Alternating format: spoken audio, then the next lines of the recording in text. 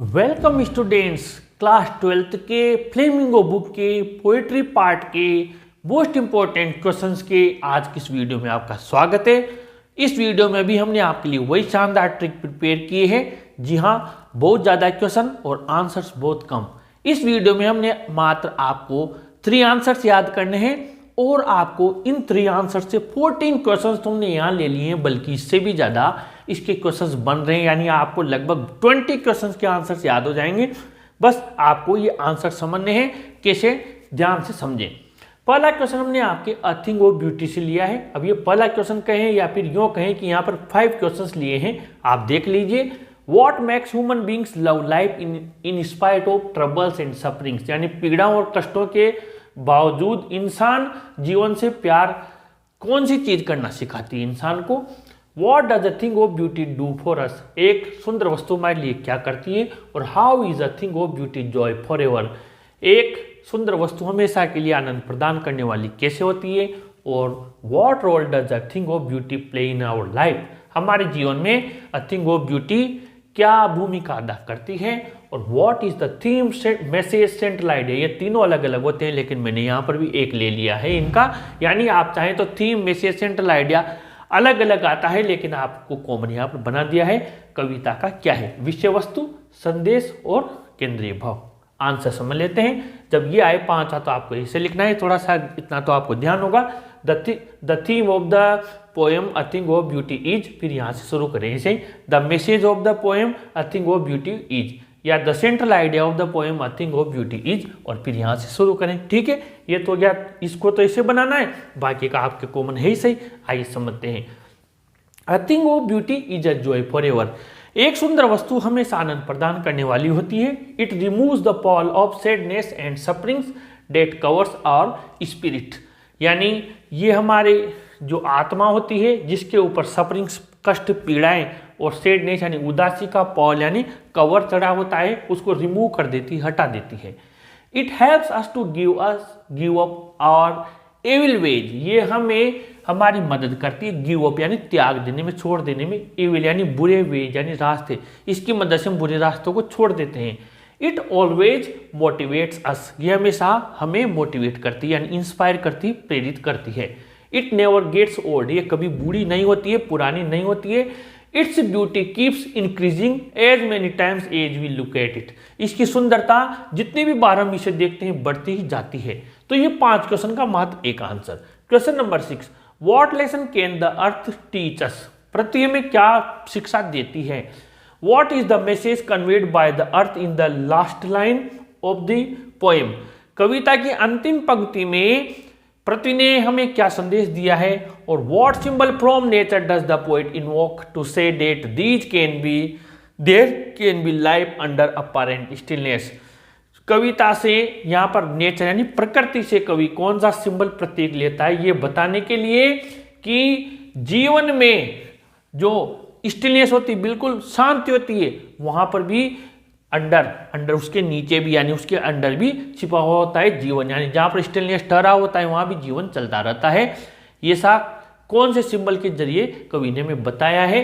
Keeping quiet से आपके यहाँ पर ये हमने क्वेश्चन लिए हैं। आंसर देखिए, 8वें का आंसर यहाँ से शुरू करना है और 6th और 7th का यहाँ से शुरू करना है।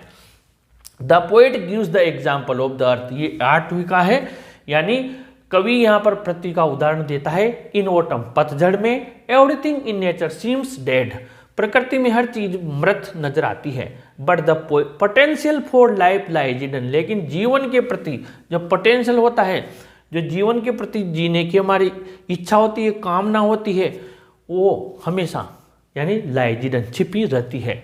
The seeds buried in the soil sprout in spring, जो बीज जो बरीड दफन होता है वो सोइल मिट्टी के अंदर स्प्राउट यानी खिल जाता है, उग आता है इन स्प्रिंग बसंत में। Man too can be dynamic in a calm and quite life, इंसान भी उसी प्रकार, मानव भी काम, शांत और क्वाइट यानी बिल्कुल ठहराव में भी अपने जीवन को डायनामिक गतिशील कर सकता है। Keeping quiet prepares a man for a meaningful life, शांत रहना इंसान को प्रिपेयर करता है, तैयार करता है एक मीनिंगफुल यानी कि एक गुणों से भरी हुई एक अच्छे फ्यूचर भविष्य की ओर ले जाने को।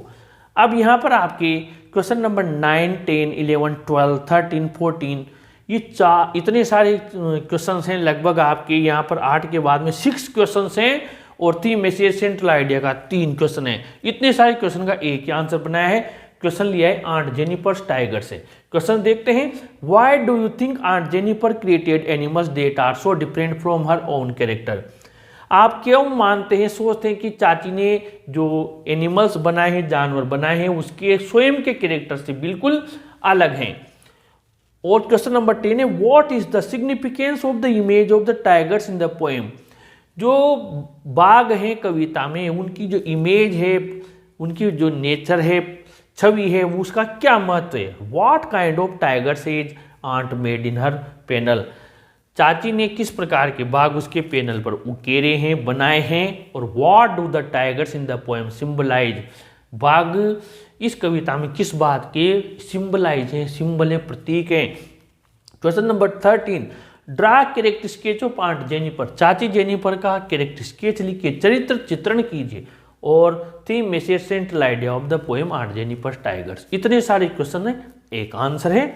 बस आपको थोड़ा सा दिमाग लगाना है कि बस मैंने समझाया, थीम आए तो the theme of the poem Aunt Jennifer tiger is, the message of the poem Aunt Jennifer tiger is, और सेंट्रल आइडिया तो वैसे लिखना है। The tigers made by Aunt Jennifer are symbols of courage, elegance, chivalry, self confidence, pride and fearlessness. यानी कि जो बाघ चाची ने बनाए हैं वो प्रतीक हैं यहाँ पर आपके साहस के, और इसके अलावा एलिगेंस के, और शौर्य के, आत्मविश्वास के, और गर्व के, और निडरता के, इन सब के हैं। These qualities in the tigers contrast with the character of aunt. ये जो बाघों की क्वालिटी है, गुण हैं, ये चाची के कैरेक्टर से बिल्कुल कंट्रास्ट है, नहीं विपरीत हैं, अलग हैं। Aunt is meek and timid lady who lives in a constant fear of her husband. जो चाची है वो दब्बू है, मीक है, बोलती नहीं है, टिमिड यानी कायर है, जो अपने पति के लगातार भय में जीवन जी रही है।